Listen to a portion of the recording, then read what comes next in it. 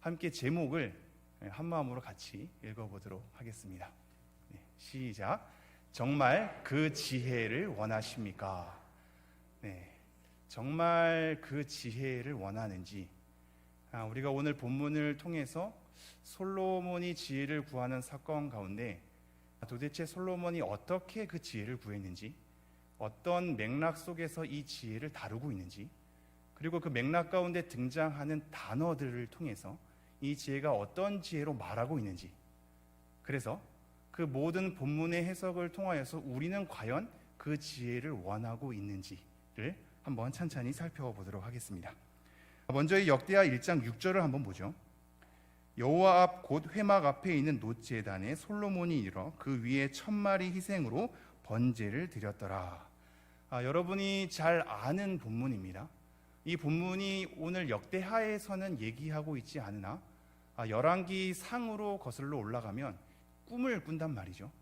이것이 꿈이었다는 것을 우리가 놓칠 때가 있는데, 꿈에서 나타나서 하나님께서 무엇을 얻을지를 구하라고 얘기한 뒤에 솔로몬이 지혜를 구하는 장면입니다. 그런데 이것은 단순히 꿈이 아니라 정말로 실제화되는 한 사건으로 작용이 된단 말이죠. 그런데 이 본문에서 우리가 자칫 오해해서 잘못 적용하는 것들이 있을 수 있습니다.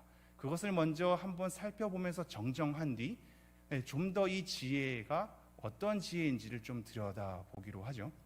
이 솔로몬이 구할 때 꿈에 하나님께서 나타나신 것은 솔로몬이 1000번제를 드리고 난 다음 이런 말이죠. 솔로몬이 1000번제를 드리고 나서 꿈에서 그날 밤에 하나님께서 나타나셔서 내가 무엇을 줄까 너는 구하라 라고 얘기하니, 마치 1000번제를 드린 그 결과, 1000번제로서 나의 정성과 열의를 다한 결과 무엇을 얻을 수 있겠구나로 우리는 그렇게 일반적으로 흐르게 됩니다. 그러나 과연 그러할까를 오늘 좀 돌이켜보죠. 과연 우리의 정성, 우리의 열의로 1000번제를 드린 그 사건 때문에 하나님께서 우리의 소원을 이루어주는 것으로 연결되는 본문일까를 좀 생각해 봐야 한단 말이죠. 그럼 이것을 하나하나씩 먼저 정리를 하기 위해서 우리가 본문을 조금 더 들여다보죠. 6절 말미 이렇게 되어 있습니다. 1000마리 희생으로 번제를 드렸더라. 이것은 우리가 자칫 열왕기 상해에서는 이런 표현이 되어 있지 않아서 솔로몬이 드린 1000번제가 1000번의 횟수를 거듭해서 정말 열의와 정성을 다해서 드렸다는 것으로 오해할 때가 있습니다. 여러분, 그렇지 않습니다. 1000마리 희생인 거거든요. 1000마리 희생으로 드렸는데 이것에 대한 시기가 어느 정도인지는 본문에 나타나고 있지 않습니다. 하루 동안에 다 드렸을 수도 있습니다. 아니면 며칠이 걸렸을 수도 있습니다. 최소한 1000번을 나눠서 1000일 동안, 아니면 또 다른 그 시기에 1000번을 나눠서 드린 것이 아닌 것은 명확합니다. 우리는 1000번을 나눠서 하나님께 드리고 그에 따라서 우리가 무엇을 얻고자 할 때가 많은데, 사실상 이 본문은 그렇지 않거든요. 1000마리의 희생이라고 역대하에 분명히 나오고 있단 말이죠. 이런 1000마리의 희생으로 지금 솔로몬이 1000번제를 드린 겁니다. 그리고 나서 꿈에, 그날 밤에 하나님께서 나타났단 말이죠. 그렇다면 이런 1000마리의 희생으로 드린 것에 대해서 하나님께서 너무나 기특해서 무엇을 주고자 했을까를 우리가 한번 좀 생각을 해봐야 된단 말이죠. 우리는 사실상 이 솔로몬의 이 본문, 이 사건을 읽어낼 때 솔로몬이 그러한 목적을 가지고 1000번제를 드린 것처럼 생각합니다. 그러나 여러분, 그렇지 않습니다. 어떠한 목적, 우리 오늘 본문으로 따지면 지혜를 얻으려는 목적으로 1000번제를 드린 것이 아니거든요. 근데 우리는 이 본문을 가지고 우리가 무엇을 얻어내고자 1000번의 희생을 하나님께 드린 것으로 자꾸 눈에 들어온단 말이죠. 그러니 이 본문에 대한 적용을 내가 뭔가 1000번으로 정성을 드리고 하나님 앞에 열의를 다한 다음에 무엇을 얻어내고자 하는 본문으로 적용을 할 때가 있습니다. 솔로몬이 과연 그러했을까요? 우리는 이 본문의 흐름 속에서 하나님이 그렇게 나타나서 우리에게 요구를 하니까 솔로몬이 그런 것을 구한 것으로 봐서 역시 무엇을 해야 하나님께서 우리의 소원을 이루어 주는 것으로 자꾸 생각하는데, 그렇지 않단 말입니다. 하나님께서 솔로몬의 희생 제물을 통해서 그가 너무나 갸륵해서 기특해서 그에 대한 정성을 보고 소원을 이루고자 한 것이라고 말하기가 어렵습니다. 하나님은 이렇게 하실 수도 있고 이렇게 하지 않을 수도 있죠. 마치 우리는 이것을 구현해내면 하나님이 우리의 소원이라는 목적을 달성해 줄 것이라고 생각한단 말입니다. 그렇다면 사실 솔로몬의 일천번제는 자기가 구하는 어떤 목적을 위한 하나의 도구로 전락해버리고 맙니다. 솔로몬의 마음이 과연 그러했을까? 열왕기상 3장 3절을 한번 보실까요? 본문이 준비되어 있는데요, 열왕기상 3장 3절에 보면 이렇게 되어 있습니다. 솔로몬이 여호와를 사랑하고 그의 아버지 다윗의 법도를 행하였으나, 솔로몬이 하나님을 사랑했답니다. 어떤 목적을 구하고자 일천번제 희생으로 드린 게 아니란 말이죠. 하나님을 사랑하고 다윗의 법도로 행했습니다. 그러한 가운데 하나님께서 어떠한 결과로 솔로몬을 이어주셨냐면, 오늘 역대하 1장 1절에 이렇게 되어 있죠. 다윗의 아들 솔로몬의 왕위가 견고하여 가며 그의 하나님 여호와께서 그와 함께하사 심히 창대하게 하시니라. 솔로몬의 왕위가 하나님께서 그가 견고하게끔 이끌어 주셨답니다. 그리고 하나님께서 함께 하셔서 심히 창대하게 되었답니다. 이게 하나님께서 견고하게 만들어가는 과정 중에 있는 거거든요. 그러한 가운데 다윗의 법도를 따라서 하나님을 사랑하는 관계 속에 있었습니다. 내가 무엇을 얻어내고자 하는 도구쯤으로 솔로몬이 하나님을 생각한 게 아니고, 하나님을 사랑하는 가운데 다윗의 법도에 따라 하나님의 말씀을 기뻐하는 가운데에서 일천번제를 드린 거란 말이죠. 그리고 이런 일천번제는 사실상 우리는 솔로몬만 주목하게 되는데, 솔로몬 개인의 번제가 아닙니다. 우리는 솔로몬이 정성을 썼고 그래서 솔로몬에게 지혜를 주는 것에 대한 복이 임했다고 생각할 때가 많죠. 그러나 오늘 역대하의 본문을 잘 보십시오. 2절에 보면 솔로몬이 온 이스라엘의 천부장들과 백부장들과 재판관들과 온 이스라엘의 방백들과 족장들에게 명령하여 솔로몬이 온 회중과 함께 기브온 산당으로 갔으니, 여러 지도자들을 다 모은 겁니다. 이것은 한 개인의 번제가 아니라 국가적인 번제입니다. 여호와를 사랑했고 다윗의 법도에 따라 하나님과 친밀한 관계를 맺은 그가 이 나라가 하나님 보시기에 기뻐하는 나라가 되기 위하여서 이 나라의 지도자들을 다 모으게 한 뒤 하나님께 일천번제로 감사와 영광을 올려드린 겁니다. 솔로몬이 무엇을 얻고자 목적했던 것이 아니라 그저 감사해서, 하나님께서 이 왕위를 견고하게 하신 것에 대해서 감사해서, 다윗 때문에 나를 왕위로 삼으셨고 하나님이 함께 하셔서 이 나라를 심히 창대한 것에 대한 감사함이 있어서 여러 리더들을 불러놓고 함께 국가적인 차원에서 하나님께 번제를 올려드린 거거든요. 이러한 마음으로 드린 것과 내가 무엇을 얻고자 목적해서 우리의 희생을 하나님께 드린 것과는 차원이 다르단 말이죠. 우리는 자꾸 이러한 본문을 그런 식으로 읽고 적용할 때가 많습니다. 이 본문이 과연 그러한지를 돌아봐야 됩니다. 과연 우리는 이 본문을 제대로 읽고 있는가? 일천번제에 대한 의미를 제대로 알고 있는가? 그리고 그에 따라 솔로몬이 구한 지혜를 바르게 우리는 읽어내고 있는가가 오늘 설교의 관건이 될 것입니다. 여러분 과연 그러한지요? 이 솔로몬이 구한 지혜를 여러분은 어떻게 보시는지요? 제가 7절 말씀 읽겠습니다. 그날 밤에 하나님이 솔로몬에게 나타나 그에게 이르시되 내가 내게 무엇을 주랴 너는 구하라 하시니, 솔로몬이 하나님께 말하되 주께서 전에 큰 은혜를 내 아버지 다윗에게 베푸시고 내가 그를 대신하여 왕이 되게 하셨사오니. 하나님께서 밤에 나타나시죠. 그리고 무엇을 줄고 구하라라고 얘기하십니다. 이게 또 하나의 우리가 생각해 볼 만한 점인데요, 제가 조금 더 어렸을 때는 성경 말씀에 대해서 정말로 적힌 대로 적용을 하려고 몸부림을 쳤던 때가 있습니다. 저는 바닷가 동네에 살았기 때문에 베드로가 물 위를 걷는 것을 보고 도전을 받아서, 하나님 정말로 하나님은 이런 기적을 베푸실 수 있는 분입니다, 제가 믿습니다, 하나님의 전능함을 믿습니다 이러고 바다에 뛰어든 적이 한두 번이 아닙니다. 그 결과가 어떻게 됐을까요? 처참히 빠졌단 말이죠. 그러나 저는 그 자리에서도 하나님, 제가 비록 그러한 하나님의 전능함을 경험하지 않았을지라도 저는 하나님에 대한 믿음을 배반하지 않겠습니다로 지금까지 꾸려왔는데, 저와 같이 이렇게 적용하는 사람들이 더러 있었나 봅니다. 어느 날 설교를 듣는데 어떤 목사님도 이러한 도전을 또 가했단 말이죠. 그러면서 말씀하신 게, 왜 너가 물에 빠졌냐면 예수님께서 오라고, 물 위로 걸어서 오라고 얘기하지 않았는데 너가 걸었기 때문이다, 이렇게 얘기하시더라고요. 이게 우스갯소리긴 하지만 의미 있는 내용이죠. 우리는 우리의 결단과 일방적인 작정을 가지고 일방적인 요구를 통해서 일방적인 욕망을 가지고 하나님 믿습니다, 이렇게 해주실 줄 믿습니다 하고 하나님께 요구한단 말이죠. 과연 그것을 들어주실까? 믿음이라는 것은 하나님과의 관계이고 하나님께서 말씀하실 때 이루어지는 것인데, 하나님께서 요구하시기 전에, 지금 솔로몬에게 마치 요구하듯이 나에게 구하라라고 요구하기 전에 내 욕망을 관철시킨다고 그것이 과연 성취가 될 것인가 하는 한번 재고해 볼 만한 문제죠. 관계로 들어가야 되지 않겠습니까? 만약에 하나님께서 내가 너에게 무엇을 줄고 구하라라고 요구했다고 할지라도 그것을 이 말씀대로 나는 지혜를 구한다고 얘기하지만, 과연 우리는 솔로몬이 구한 지혜처럼 지혜를 구하고 있는가를 본문 속에서 또 한 번 더 확인해야 됩니다. 왜냐하면 동서고금을 막론하고 어떠한 종교에서도 지혜를 싫어하는 사람들은 없습니다. 우리는 일반적으로 지혜를 이렇게 이해하죠.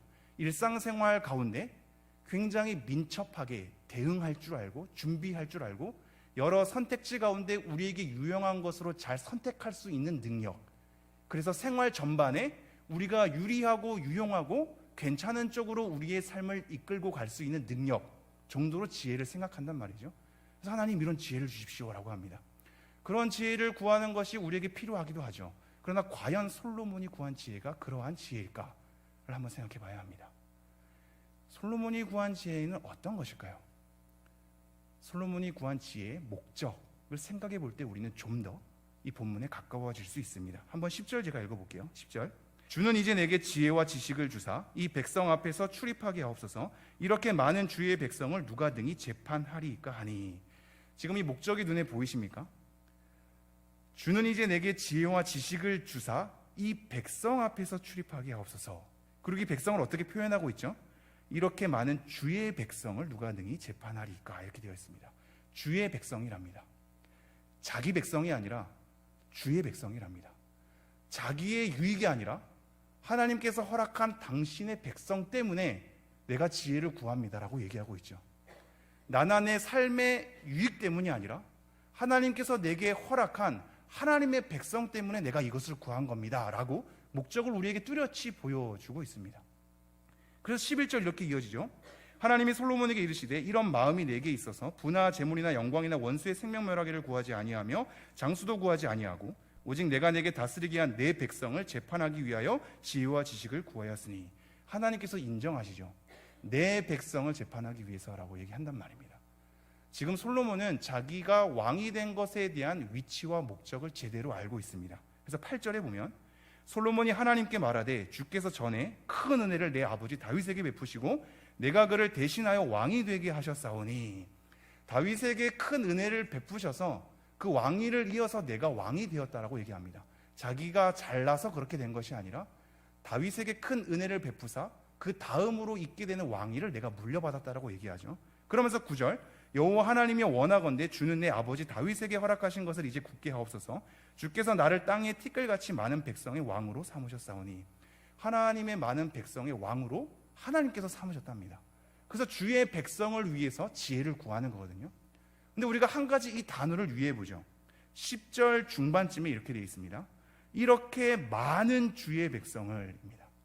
이때 많다라는 단어가 카보드라는 단어와 어근이 같거든요.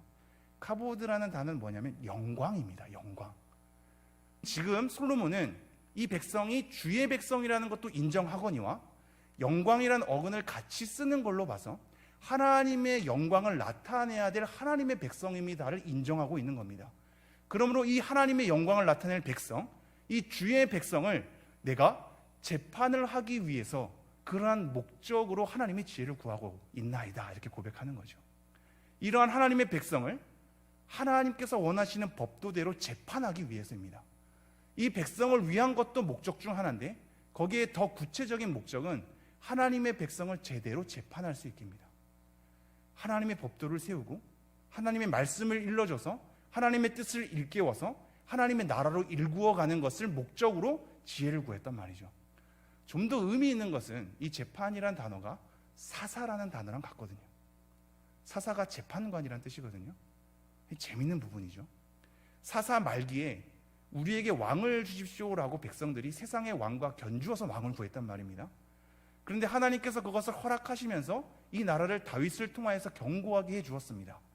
그러고 나서 솔로몬에 이르러 다시 한번 재판할 수 있게 하시죠. 사사로 돌아가는 겁니다. 하나님 나라에 대한 운영 체제는 바꿨을지언정 하나님 나라의 본질은 동일한 겁니다. 하나님의 법도를 세워가는 거죠. 하나님의 말씀으로 세워가고 가르치며 일깨우고 하나님 편에서 서게 하는 것이 왕이 행해야 할 역할이었던 겁니다. 그러므로 솔로몬은 지금 자기의 영광을 위해서가 아니라 하나님께서 허락한 하나님의 영광을 나타낼 백성을 위해서, 그리고 이 백성이 하나님의 말씀과 법도에 따라 하나님 편에서 하나님을 경외하는 것으로 그 걸음을 걸어가기 위한 재판을 행한단 말이죠. 이것이 지금 솔로몬이 지혜를 구한 목적이었습니다. 이러한 목적을 우리가 알게 될 때 이 지혜에 대한 내용과 성격까지 알 수 있습니다. 그래서 잠깐 살펴볼까요? 열왕기상 3장 9절로 한번 가죠. 열왕기상 3장 9절 제가 봉독해 드리겠습니다. 누가 주의 이 많은 백성을 재판할 수 있사오리이까?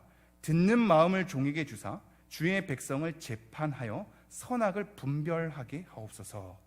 지금 역대하에서는 지혜와 지식이라는 표로 나와 있어서 더 이상 덧붙일 내용들이 없죠. 근데 열왕기상에서는 이걸 풀어내고 있거든요. 이 지혜의 내용과 성격을 우리에게 말해주고 있습니다. 목적은 하나님의 백성을 위하여, 그리고 그들을 재판하기 위하여 말이죠. 근데 그러한 목적을 가진 지혜의 내용과 성격이 무엇이냐면 듣는 마음이랍니다. 듣는 마음입니다. 그냥 재판하는 것이 아니라 자기의 생각과 판단으로 재판하는 것이 아니라 하나님께 듣는 마음을 가지고 재판하는 겁니다. 하나님께 듣는 것이며 하나님의 말씀을 듣는 겁니다. 하나님, 내가 이것을 어찌해야 합니까? 하나님이 기뻐하시는 것은 무엇이겠습니까? 이 백성들이 하나님의 길로서 어떻게 걸어가야 합니까? 하나님께서 원하시는 것은 무엇인지요를 묻는 하나님께 듣는 마음이 지혜에 대한 내용의 핵심입니다. 우리의 삶의 유용함 정도가 아니란 말입니다. 삶의 넉넉함과 괜찮음을 가지고 오는 하나의 도구쯤으로 모든 종교가 같이 추구하는 그런 지혜 정도가 아니란 말입니다. 하나님을 떠나서는 우리에게 얻어질 수 없는 지혜죠. 그래서 잠언에서는 이 하나님을 경외하는 것이 지식의 근본이라고 얘기하고 있는 겁니다. 하나님과 뗄 수 없는 관계거든요. 이 지혜는, 솔로몬이 구한 지혜는 하나님과 뗄 수 없는 관계입니다. 그러기에 하나님을 사랑하는 관계 속에서 하나님께 듣는 마음이 지혜인 겁니다. 그리고 그 지혜는 덧붙여서 뭐라고 나와 있었죠?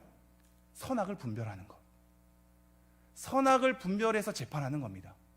하나님의 옳고 그름이 무엇인지 일러주고 하나님께서 원하시는 선이 무엇인지 일러줘서 재판하는 것을 얘기합니다.